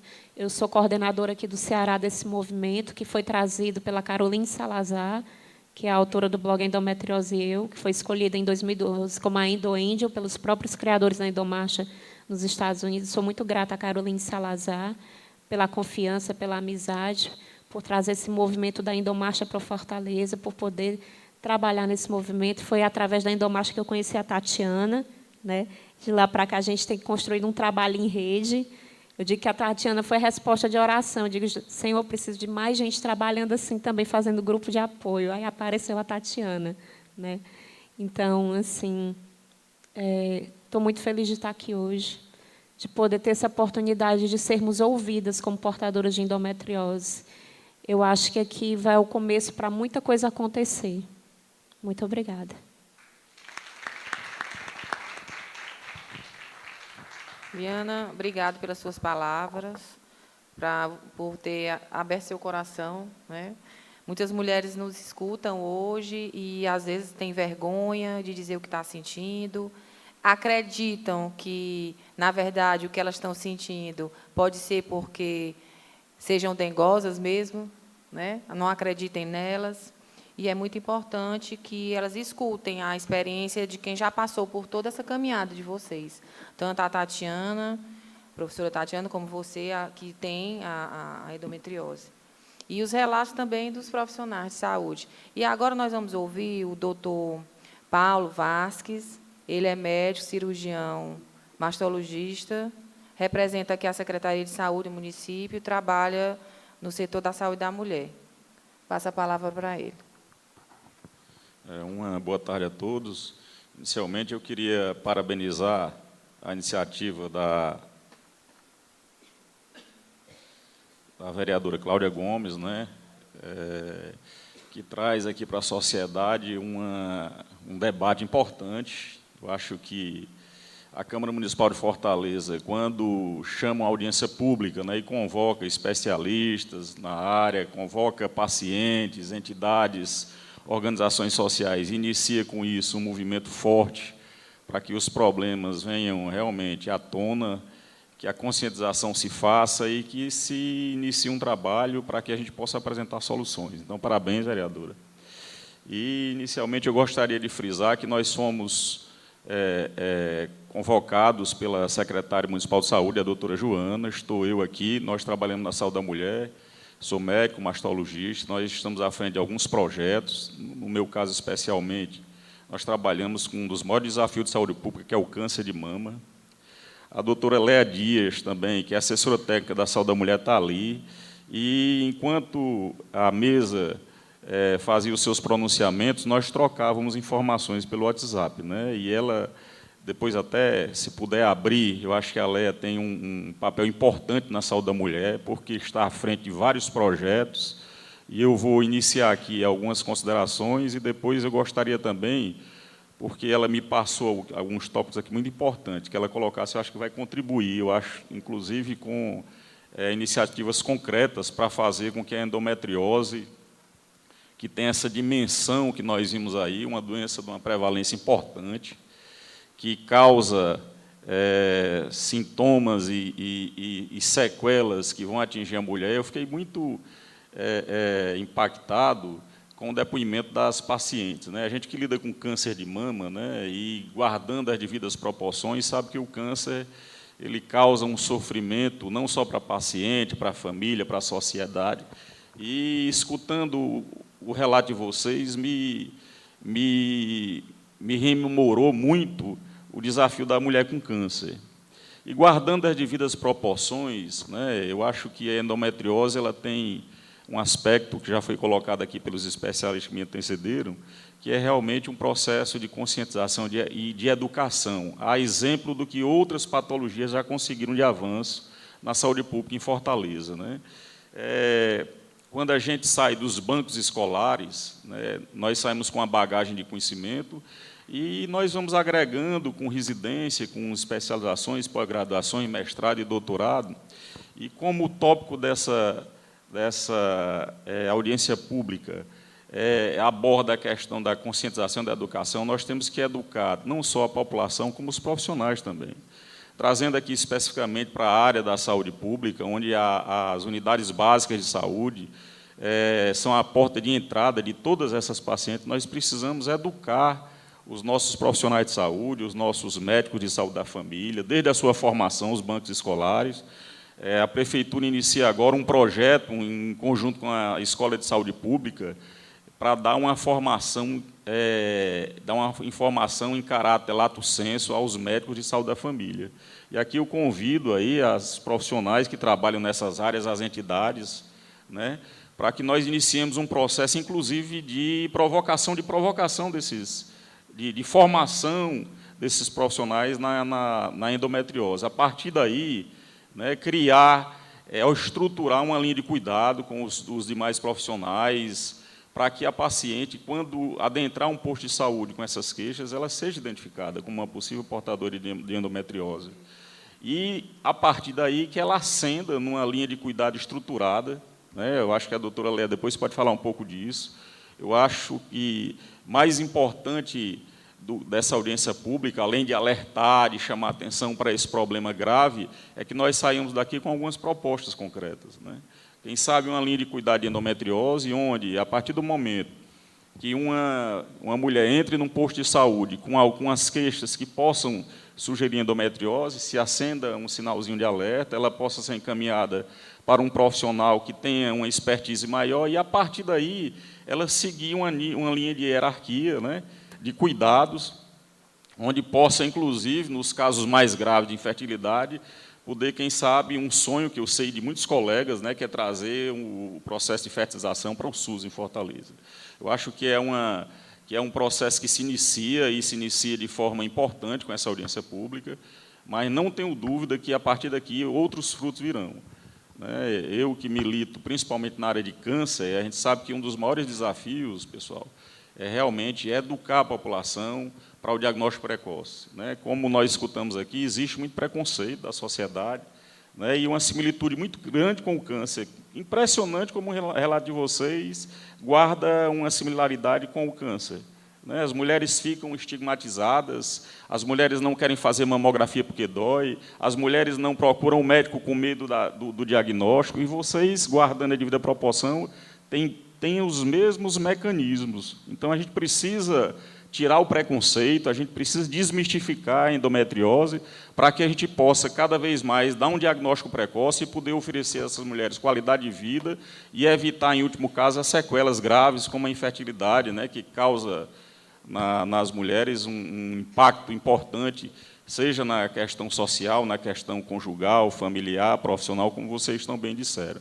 Então, acho que a minha contribuição aqui, falando para os colegas que me antecederam e para a vereadora, é provocar, quem sabe, na saúde da mulher, lá nas entidades onde a gente milita para outras patologias que atendem às demandas das mulheres em Fortaleza também, um olhar especial para a endometriose, a provocação, né, de uma formação dos agentes de saúde, dos enfermeiros, dos fisioterapeutas, dos educadores, dos psicólogos que atuam na rede básica de saúde, para que tenha um olhar específico e, quem sabe, estruturar uma linha de cuidado para a endometriose, onde a mulher chegue, tem a assistência da enfermeira, do médico, do psicólogo, do educador físico, do psicólogo, e, a partir daí, ascendendo, hoje nós temos estruturas terciárias que começam a se organizar de maneira muito profissional, a MEAC é uma delas, né? O HGF é outra, o Hospital César Calles já tem uma estrutura multiprofissional para tratar também a endometriose. O Instituto de Prevenção do Câncer também, a partir da prescrição das medicações, ele também libera as medicações, né, para paciente do SUS, isso é um avanço também. Então, se a sociedade organizada, as entidades e o meio acadêmico, como aqui se forma, e o meio técnico, se organizar num grupo de trabalho, quem sabe se a gente não estrutura uma linha de cuidado na prefeitura, na Secretaria de Saúde, que eu acho que, com certeza, vai agilizar esse diagnóstico. Não sei como é que está o tempo da audiência pública, mas acho que a doutora Léa podia contribuir também com esse debate. Muito obrigado, estou aqui à disposição de vocês. E queria parabenizar vocês por esse depoimento bonito, viu? Parabéns às duas, viu? Agradeço as palavras do doutor Paulo, e foi muito importante essa sua fala, no sentido de levar, né, o que você está ouvindo aqui de experiência dos profissionais e também de quem tem endometriose para a Secretaria Municipal de Saúde, para que pensem, né, o que é que, como Secretaria Municipal de Saúde, lá na base, né, lá no posto, na unidade básica, o que é que pode ser feito. E eu queria chamar a doutora Léa Dias para compor aqui a nossa mesa.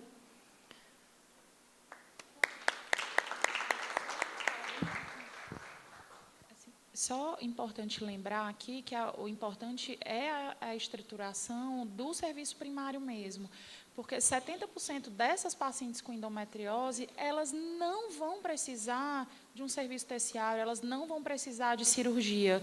Então, 70% elas vão precisar de medicações sintomáticas, de analgésico, de tratamento hormonal e de outros tratamentos paliativos para a dor, como a fisioterapia, o educador físico, a assistência nutricional, que a gente tem como fornecer isso no serviço primário. Então, assim, o importante é que o médico, a maioria dos países, trabalham a endometriose no serviço primário, na atenção primária. Então, só vai para o especialista quando ela precisa de uma atenção mais voltada para a cirurgia mesmo. Então, a gente tem que tentar pensar nesse atendimento na atenção básica mesmo de saúde. Isso. Nós estamos aqui com 2 projetos em andamento aqui na Câmara. Eu queria a opinião também de vocês depois, que é, primeiro, instituir uma campanha de conscientização sobre a endometriose nas escolas municipais de Fortaleza, e também o outro, que é a implantação de um núcleo de atendimento à mulher com endometriose no Hospital e Maternidade Zilda Arnes, no Hospital da Mulher.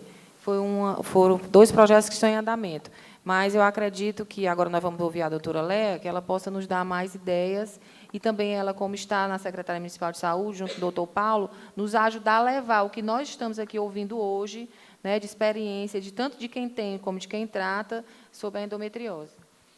Boa noite a todos e a todas, né? Então, é um prazer também estar aqui, conhecer essa realidade. E eu já coloco algumas coisas práticas, tá, vereadora, que já pode entrar aí nos encaminhamentos. Para quem não conhece algumas estruturas da Rede Municipal de Saúde de Fortaleza, hoje nós temos 113 unidades básicas de saúde nos 6 territórios, com mais de 400 equipes de saúde da família, com médicos e enfermeiros, a equipe do NASF, que são as equipes de apoio à saúde da família, né, que vai poder contribuir com essa equipe multiprofissional. No NASF, espaço, em algumas equipes a gente tem a gente tem psicólogos, tem educadores físicos, tem nutricionistas, né, que podem compor esse processo, né, do atendimento multidisciplinar. Nós temos também, que eu acho que é um diferencial de Fortaleza, acho que em torno de 20 ginecologistas na unidade básica de saúde, que são ginecologistas que estão lá de uma modalidade anterior, né, antes da estruturação da saúde da família, que eu acho que a gente pode identificar pessoas para receber essas pacientes, né, que vocês atendem no serviço terciário, mas que precisam também de um acompanhamento né, na atenção primária. Nós temos alguns hospitais municipais que têm ambulatórios de ginecologia, como o Gonzaguinha de Messejano, o próprio Hospital da Mulher, o Nossa Senhora da Conceição. O Hospital da Mulher ele, né, pode contribuir demais com esse processo. Fortaleza vai implantar agora, se eu não me engano, 3 policlínicas, que também seriam outro espaço, né, de um atendimento secundário, que a gente, como está nesse processo de implantação das policlínicas, a gente pode levar essa demanda de atendimento, acho que 2 delas têm possibilidade de atendimento de ginecologia, tá? Então, assim, são alguns serviços, né, que estão montados. Eu acho que a gente já pode. A gente tem uma experiência de capacitação de profissionais, tá? A gente tem uma experiência muito bacana que a gente faz o treinamento dos profissionais. O Hospital da Mulher ele tem um treinamento de saúde mamária, onde ele chama médicos e enfermeiros da saúde da família e vai treinar sobre a saúde mamária. Então, acho que era um primeiro encaminhamento. A gente pode chamar os profissionais de saúde. Eu acho que a parceria da Maternidade Escola, que já é nossa parceira em outras ações que a gente faz na secretaria, participar desse processo de capacitação, a gente pode montar junto isso, que eu acho que são coisas que a gente já pode trabalhar de imediato, tá? Os profissionais de saúde da família, eles têm 8 horas de educação permanente, que eles têm que comprovar a educação permanente, então não é difícil a gente tirar esses profissionais, né, para esse processo de formação, porque dentro do processo dele de carga horária, ele tem 8 horas de educação permanente. Então, assim, é só uma questão de organização para que esses profissionais eles possam estar de maneira organizada, né, nesse momento. Dentro da secretaria, a gente tem uma coordenação que trabalha, né, que é uma coordenação que trabalha essa questão de formação dos profissionais. Então, eu já me comprometo de levar essa demanda. A doutora Ana Maria, que comanda, né, que está na coordenação dessa coordenadoria, ela tem feito fóruns temáticos alusivos aos dias, né, das patologias. A gente teve um fórum temático de hipertensão e diabetes, vamos ter agora de tabagismo, também é outro ambiente de discussão e de debate, tá, que a gente pode colocar. Ela já tem um calendário em vários meses, né? O dia alusivo já passou, mas a gente, se tiver necessidade ainda esse ano, a gente propõe um fórum temático. Geralmente eles acontecem na Escola de Saúde Pública, tá, no espaço da escola. Então, assim, a capacitação, acho que desses ginecologistas que estão na atenção básica também é uma coisa, é um momento que pode acontecer. Então, como foi dito aqui, da necessidade desse diagnóstico precoce pela formação dos profissionais, eu acho que esse é a primeira atividade que a gente pode montar na Secretaria de Saúde, né? Então, para um momento assim, né, a médio prazo, era uma questão de se sentar e discutir que carga horária, que processo de formação isso pode acontecer. Nós estamos completamente à disposição, né, de vocês. Eu não sei se montar um grupo de trabalho para pensar nisso. Tá? A gente vai ter dificuldades, sim, em oferta de exames como o mapeamento, o ultrassom com mapeamento. Hoje, pelo que eu sei, a gente não tem essa oferta na central, né? Então, teria que ter uma conversa com as coordenações lá da secretaria com relação a esse trabalho, a oferta desses exames. Tá? Mas, se a gente tem essa necessidade urgente do diagnóstico precoce, eu acho que a capacitação dos profissionais é a primeira ação que a gente pode fazer a médio prazo, tá, para contemplar essa primeira necessidade, até a gente conseguir formar uma linha de cuidado, porque eu acho que a linha de cuidado, a discussão é maior, né? Então, tem muitas coisas envolvidas, né? Então, eu já coloco a secretaria à disposição, né, de trabalhar junto eu acho que vai ser a maternidade nesse processo de capacitação, tá? Para que a gente tenha vários momentos. Outro momento também extremamente importante é na Loco Regional dos Mais Médicos, né? Então, o Programa Mais Médicos ele tem um processo formativo a cada 2 meses, né? Onde especialistas vão nessa Loco Regional para trabalhar assuntos específicos da formação desses profissionais. Hoje, 40%, se eu não me engano, 40% da estratégia de saúde da família é composta pelo Programa Mais Médico. Como o Paulo falou, a Secretaria lançou, essa semana passada, o programa, né, a Secretaria junto com o Estado, Mais Saúde Fortaleza, onde em Fortaleza vão ser introduzidos na atenção primária 140 médicos. Tá? Então, esses 140 médicos eles vão passar por um processo de formação, e esse assunto ele pode contemplar dentro desse processo formativo. Então, assim, com relação à capacitação desses profissionais, então, a gente tem vários momentos, várias entradas. Tá? Então, acho que a gente da Secretaria, em conjunto, né, com a Maternidade Escola, pode estabelecer essa parceria, né, junto com o UFC, para esse processo de capacitação. Tá? Então, acho que era isso que a gente, né, que eu teria para colocar assim, dessa ação mais imediata, tá, para a formação desses profissionais, dessa equipe multidisciplinar, que aí a gente entraria também com o grupo do NASF, né, encontrar pessoas dentro desse grupo, né, que tem essa habilidade, essa intenção, esse desejo de atender essas mulheres na atenção primária. Tá? Então, muito obrigada. Então, agradeço as palavras da doutora Léa. Sim, bem satisfatório, né, o que você propôs, a gente formar um grupo de trabalho para que a gente possa colocar métodos, né, e ações mais imediatas, com datas mais específicas, para que se torne uma coisa continuada, né, dentro da saúde do município. E, doutor... Eu sou membro da direção da Sociedade Cearense de Ginecologia e Obstetrícia, eu sou diretor financeiro, e eu coloco também a sociedade, a Sossego de Sociedade Cearense, à disposição para dar seguimento a esse projeto, né? Só lembrando, acho que ela deve estar ciente, a Sossego foi uma parceira do governo do Estado ano passado, a gente fez o projeto Nascer no Ceará, né, que aí visavam outras patologias, outras doenças, enfim, e a gente escreveu protocolos junto com os profissionais da área da saúde, fomos nas macro-regiões treinar esses profissionais, eu escrevi o protocolo todo de contracepção, eu fui a Juazeiro do Norte, fui a Quixadá, fui a Sobral, aqui em Fortaleza, então a gente pegava aqueles profissionais que iriam atender, por exemplo, só exemplificando, uma das populações que a gente quer muito que tenha um acesso maior à contracepção são as adolescentes. Para tentar diminuir essa taxa de gravidez na adolescência que a gente tem muito alta aqui no Ceará. E a gente fez fluxogramas, identificou essa adolescente, encaminha para tal local vai ter tais métodos disponíveis, como métodos, os que a gente chama os métodos reversíveis de longação, e ficou um projeto bem bacana. Depois desse projeto, a gente já teve uma queda já identificada de gravidez na adolescência no Ceará em menos de um ano. Né? Esse foi inspirado até num projeto que teve em Ribeirão Preto, que eu participei há uns 10 anos atrás, talvez. Ribeirão Preto, em 10 anos, diminuiu em 50% a gravidez na adolescência.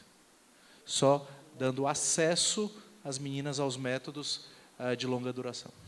Então, acho que a Sossego, como entidade, pode, e eu coloco a sociedade à disposição de vocês.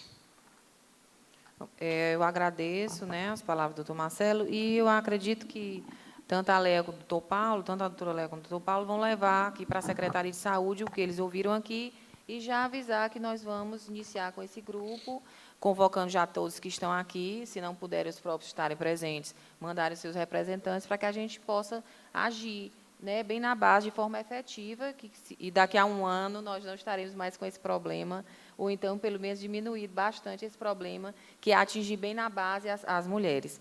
Nós temos algumas perguntas, e eu vou abrir a pergunta, vou ler aqui a pergunta, e a resposta é para quem quiser da mesa responder, tá certo? Então, uma das perguntas foi: qual é o melhor tratamento para a endometriose? Bom, A endometriose, como foi dito anteriormente, ela vai ter uma gama de sintomatologia, né? A depender da queixa da paciente, é que terá um tratamento específico para cada queixa. Tá? O fato principal, como já foi abordado, é a gente tentar dar esse diagnóstico muito precoce para não deixar a doença evoluir de uma forma muito agressiva. Mas o melhor tratamento para endometriose vai variar de paciente para paciente e esse tratamento deve ser secundário à queixa dessa paciente. Se a queixa é dor, pode ser um tratamento. Se a queixa é infertilidade, é outro tratamento. Tá? Se a queixa é só a dor no período menstrual, pode ser outro tratamento. Então, enfim, você vai ter uma série de possíveis tratamentos. Por isso que essa paciente tem que ser vista por uma equipe multidisciplinar especializada nesse assunto. Outra pergunta que foi feita aqui. Existe alguma forma de diagnóstico precoce logo no início dos sinais e sintomas? Sim, o diagnóstico da endometriose, até então, é um diagnóstico baseado na sintomatologia, né? Então, é baseado na dor no período menstrual ou dor fora do período menstrual, principalmente dor durante a ovulação, dor durante a relação sexual, alguns sintomas, principalmente durante o período menstrual, sintomas relacionados ao sistema urinário, como dificuldade para esvaziar completamente a bexiga, ou então sintomas relacionados ao sistema do trato digestivo, como, por exemplo, dor para evacuar. Então, os sintomas associados à alteração no exame físico, que é o toque vaginal, geralmente realizado pelo ginecologista, na grande maioria das vezes, em mais de 70% das vezes, a gente consegue chegar ao diagnóstico. Em alguns casos, a gente pode lançar mão, mas aí é importante lembrar que não é para o diagnóstico, mas é para um mapeamento da doença. A gente pode lançar mão de exames de imagem, ou ultrassom transvaginal com preparo de intestino, ou uma ressonância magnética da pelve específica para endometriose, mas não para dar o diagnóstico. O diagnóstico é clínico, baseado na sintomatologia e no exame físico, mas o diagnóstico padrão ouro é cirúrgico, lembrando que a maioria das pacientes não vai precisar ser submetida à cirurgia. O exame clínico, o diagnóstico clínico, juntando a sintomatologia e o exame físico é suficiente para o diagnóstico, e aí a gente instituir o tratamento, que a gente vai decidir com a paciente qual vai ser o melhor para aquele momento da vida. Lembrando que o tratamento, como o Marcelo disse, vai depender. Aos 15 anos, o tratamento é porque a perspectiva naquele momento não é engravidar, é melhorar a dor. O tratamento aos 30 anos é completamente diferente do tratamento. O melhor tratamento aos 30 anos é diferente do tratamento aos 15 anos. Então, isso vai depender do que a paciente deseja naquele momento reprodutivo. Só complementando aqui o que a Karen falou, que realmente o exame físico, o exame clínico é extremamente importante. Por quê? Muitas vezes a paciente fica sem o diagnóstico porque parece que falta aquela prova. Oh, não tem essa prova, você não tem endometriose. Mas muitas vezes, só lembrando que não existe uma correlação direta entre o estadiamento da endometriose com dor. A paciente pode ter endometriose mínima e apresentar dor intensa, como a paciente pode ter endometriose severa e não apresentar qualquer quadro de dor. Isso é motivo de vários estudos, a gente até publicou um trabalho há algum tempo atrás, mostrando que isso é uma característica de cada mulher. Aquela mulher que tem dor, infelizmente, ela tem algumas alterações nesse foco de endometriose que predispõe essa queixa mais intensa. Então, às vezes, a paciente tem uma doença mínima que não vai ser diagnosticado em nenhum exame, a não ser numa videolaparoscopia, mas você não vai propor um tratamento cirúrgico para algo que você não está vendo ali, algo mais importante, mas é por isso que a gente tem que dar muita importância para a queixa da paciente, né? Aquela cólica menstrual que está sendo sempre acontecendo de uma forma progressiva, que está levando a uma diminuição da qualidade de vida dessa paciente, até que se prove o contrário, a endometriose. Então, a gente tem que partir desse pressuposto. Uma outra pergunta, uma dúvida. Quando uma mulher apresenta os sintomas e procura atendimento médico para saber a causa, existe algum protocolo de diagnóstico precoce da endometriose? Então, Só reforçando que esse diagnóstico precoce é isso que a gente falou. Não existe exames laboratoriais, que é outra coisa que a gente tem que falar bem para os especialistas, né, os médicos que atendem. Então, não existe ainda exames laboratoriais, existem alguns estudos. Provavelmente a gente vai ter brevemente o lançamento de algum painel diagnóstico de exames sanguíneos, mas isso vai ser caríssimo. A estimativa é que saia mais de $1.000 nos Estados Unidos, então isso é inviável. Então, assim, o diagnóstico para endometriose é um diagnóstico, como a gente já frisou, o diagnóstico precoce é dor que vem piorando a cada mês, que a menina precisa tomar remédio para aliviar a dor. Outra coisa que chama a atenção é o uso de anticoncepcional, de contraceptivo, oral ou não, para não evitar exclusivamente a gravidez. Essa menina começou um anticoncepcional nova por conta de dor, isso é um sinal de alerta. Essa dor vem piorando, prejudica a sua qualidade de vida, deixa de ir para a escola, falta alguma atividade de lazer por conta dessa dor, isso chama a atenção. Quando a gente pede para essa menina pontuar numa escala de dor de 0 a 10, lembrando que 0 é a ausência de dor e 10 é a pior dor que ela já teve na vida, de 0 a 10, quanto é a dor que ela sente? Em média, a dor que ela sente, uma dor.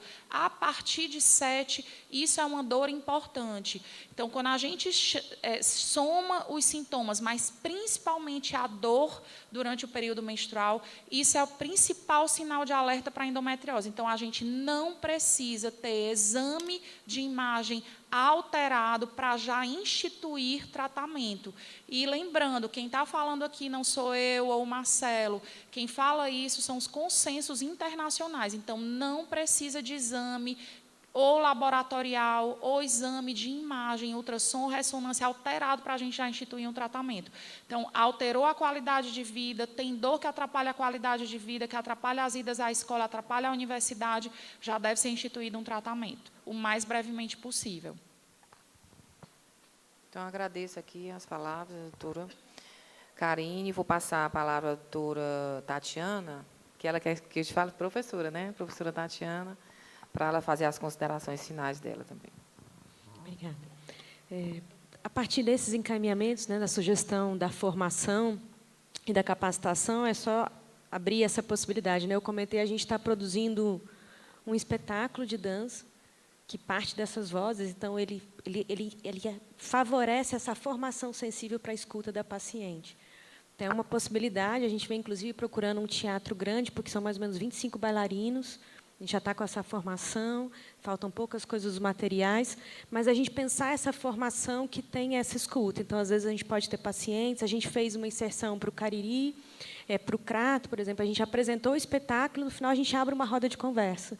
Então, se a gente tiver uma roda que tem profissionais de várias áreas e que essas pessoas que estão na formação da atenção primária possam entender, né, não só dos sintomas, do diagnóstico, mas aquela fala, e dentro dessa fala, como é que eu acolho, né, esse desespero. Porque o que a gente vê nas mulheres, quando algumas delas falam assim, elas estão tratando há muitos anos, elas não entenderam o que é o útero, o que é a doença, né? Por que a infertilidade é um fantasma. Então, a gente conversar sobre um projeto de maternidade que pode não vir com a gravidez. Então, que a gente também informe para conduzir essa linha, né? Eu gostei a linha de cuidado, tanto do que eu posso fazer do ponto de vista clínico, mas como eu posso ser acolhida em qualquer uma dessas etapas para ser menos adoecedor para a mulher, né? Então, a gente tem essa possibilidade, no que a gente vem produzindo na universidade, fica esse convite, ao mesmo tempo, essa convocação, porque a gente tem que pensar na capacitação técnica, pensar na formação sensível, né, nesse processo de escuta e acolhimento, e pensar na potência que tem outras linguagens. Então, a gente identificar uma formação que eu posso receber, mas que eu possa falar, que eu possa entender, às vezes que a gente possa ter essas mulheres, porque no projeto, por exemplo, a gente tem recebido alunos de outros cursos, como bolsistas. Então, eu recebo uma aluna, às vezes, no 5º semestre de enfermagem, no 7º semestre de enfermagem, no 9º semestre de medicina, que nunca tinha ouvido falar de endometriose. E que ela vai ter uma disciplina de ginecologia, às vezes, uma disciplina de saúde da mulher e um dia dessa disciplina de endometriose. Então, essa formação também precisa melhorar, né? E eu lembro desses momentos, quando essas alunas vão ficando... Uma aluna que nos procurou, por exemplo, no projeto, era uma aluna de enfermagem, né? A gente está falando só de uma mulher no interior, ela diz assim... E ela, quando a amiga falou, vai lá no projeto, ela fala, ai, mas vão falar as mesmas coisas, que eu posso ficar infértil, que eu vou ter que operar. Que eu falei, não, vá. E ela, o estigma, né? E quando ela disse, não, nesse momento ninguém tinha dito que eu podia ter qualidade de vida, que eu preciso de um tratamento multidisciplinar, e eu sou aluna do curso de enfermagem, né? Então, de que forma a gente pode melhorar a formação, dando não só o conhecimento técnico, formando de forma sensível, e acho que a arte tem essa potência, a universidade tem vários trajetos. E foi nessa ideia que a gente fez. Então, eu brinquei assim, eu sou agora a endometriose e a mulher. Então, o figurino é um cinto com fios compridos para enxergar essa endometriose. A gente precisa enxergar e fica essa possibilidade de contribuir, tanto no grupo como nessa maneira da gente pensar esses encontros, né? E a gente, para junho, já tem uma produção, a gente pode fazer um piloto com médicos ou com diferentes assim, pessoas ligadas aí ao NASF ou projetos mais médicos, e fazer sessões em que a gente tem esse diálogo. Obrigada.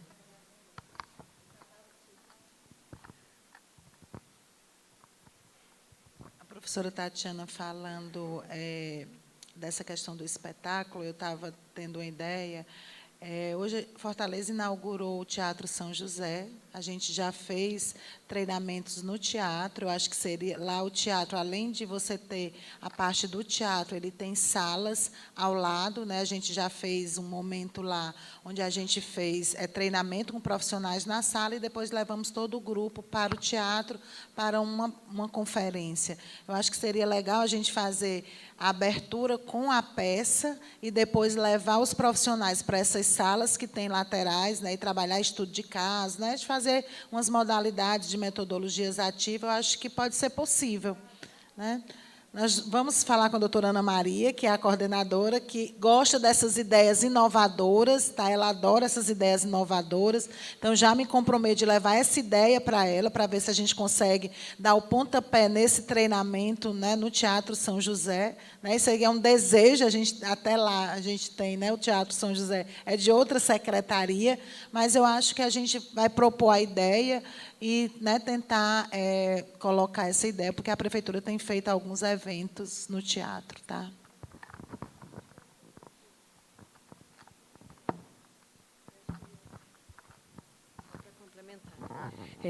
A gente tem batido na porta dos lugares, então a gente foi muito bem recebida no Teatro de Prontidão, mas o desafio que a gente viu de imediato é que não tem ainda gerador e a gente tem que pagar aluguel de um gerador para poder ter ar-condicionado. De imediato, né? E aí essa possibilidade da parceria até para viabilizar. Às vezes a gente tem grandes ações, mas não tem verba, né? A gente custeou os uniformes com rifa, né? E com patrocínios de amigos. Então, assim, poder ter essa possibilidade na articulação é para a gente, assim, uma chance de fazer mais e fazer melhor, né?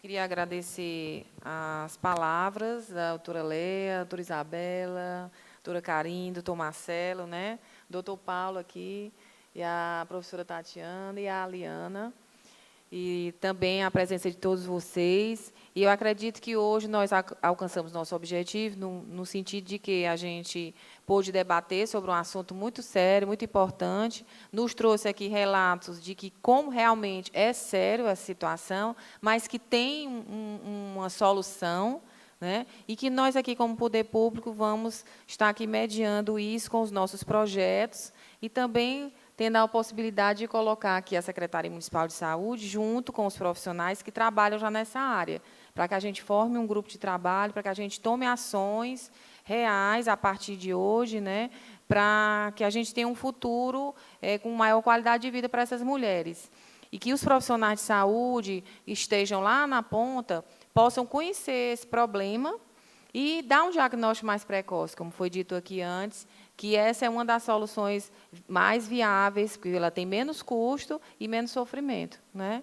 Então, hoje, a gente agradece a presença de vocês que estiveram aqui nos ouvindo, quem está nos ouvindo em casa também, né? Porque nós estamos dentro das casas das pessoas também, com a TV Fortaleza e a rádio também Fortaleza, e a gente agradece a presença de todos e também a contribuição de todos os profissionais que estão aqui. Muito obrigada.